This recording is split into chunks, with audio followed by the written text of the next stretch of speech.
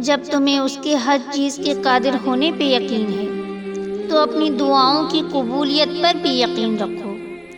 بے شک وہ اپنے بندوں سے بہت پیار کرتا ہے۔ ہم نے اپنے حال پہ راضی رہنا ہے۔ اللہ نے ہمیں جو بھی دیا ہے، جتنا بھی دیا ہے، اس پہ راضی رہنا ہے۔ ہمیں کسی کی زندگی سے کوئی مقابلہ نہیں کرنا۔ کبھی کبھی کسی کو وہ چیز صرف اللہ کے فضل سے مل جاتی ہے جو ہمیں بہت محنت کرنے پر بھی نہیں ملتی۔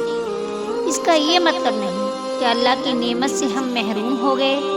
اللہ کے خزانے بھرے پڑے ہیں اور اس نے ضرور کچھ اس سے بہتر ہمارے لیے رکھا ہوگا۔